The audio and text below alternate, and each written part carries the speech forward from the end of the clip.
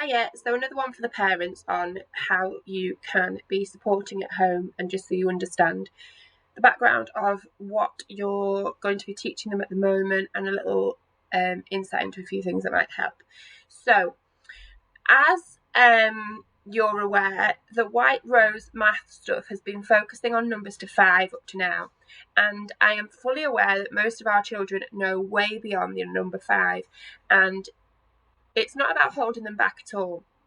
The concept behind White Rose is that they really understand numbers, so not just recognizing numbers or being able to count, but really understand numbers, understand what they're built up of, understand the components of numbers, and also being able to see patterns in number.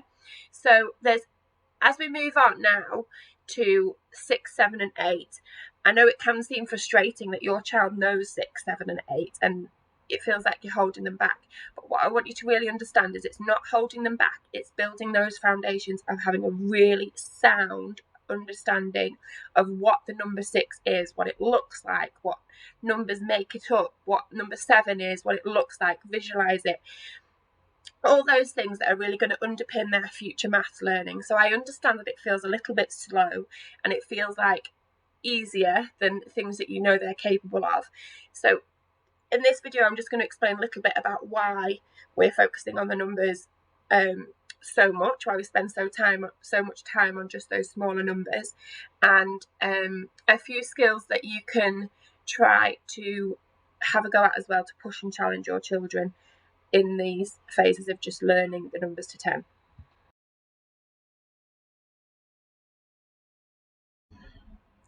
So one of the first skills that we really want our children to be really good at, and that we want to start teaching them at this point, is something called subitizing. Now, subitizing is the ability to recognize a small group of objects and being able to say how many it is. So if we saw 3 dots on the dice, we wouldn't have to count all 3. We know that's 3, so that's subitizing, and that's a skill that we really want to get our children really used to and really good at, so they can recognize the amount of objects there are without having to count. So if you use a dice for an example, the patterns that dots are arranged on a dice are easy to remember, and children do pick that up. So after we've gone on to that sort of subitizing, we want to move on then to spotting patterns within numbers that help us work out the quantity.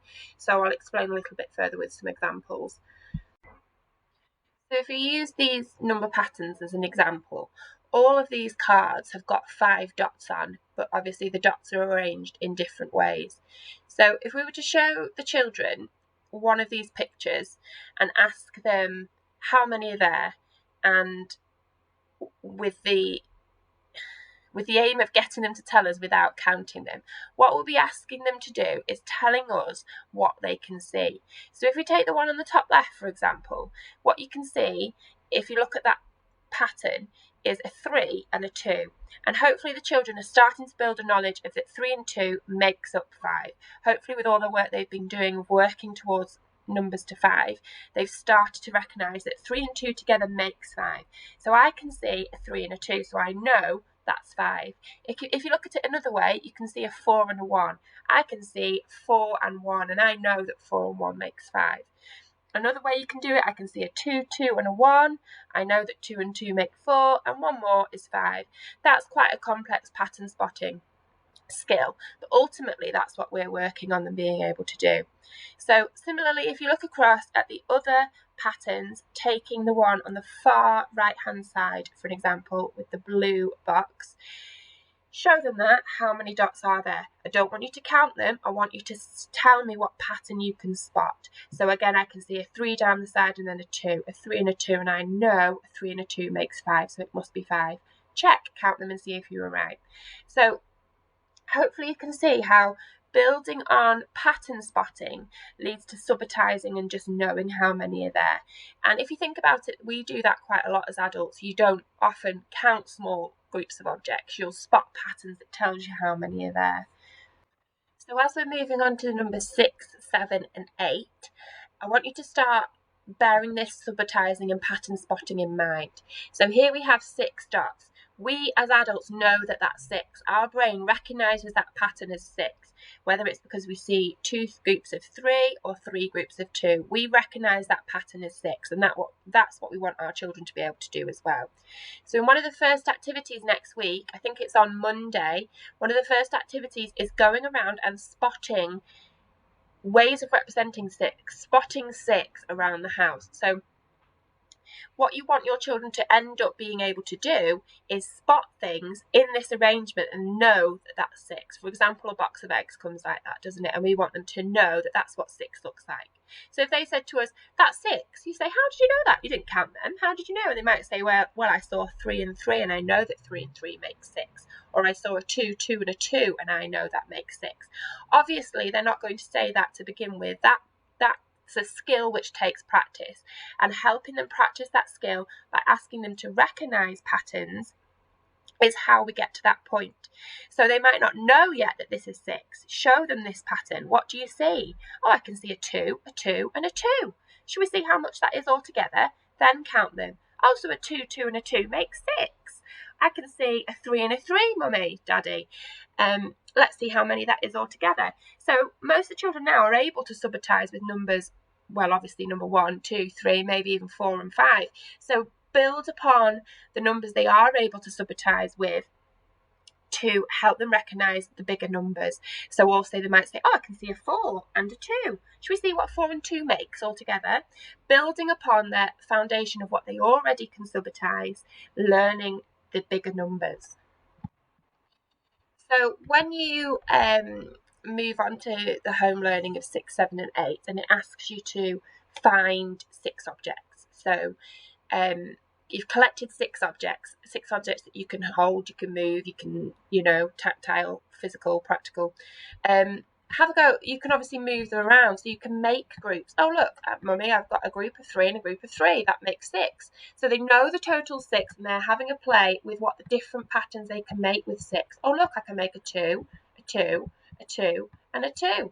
Oh, look, I can make a 3, a 1, and a 2.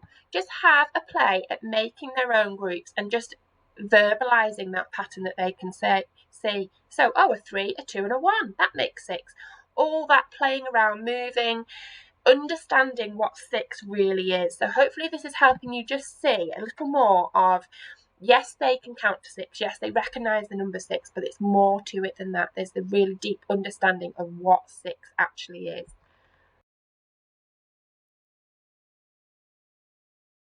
So another really important skill that we're trying to build on now at this point in their maths learning is representing of number. Now, when we say representing number, as adults, we probably automatically think of the digit or the numeral.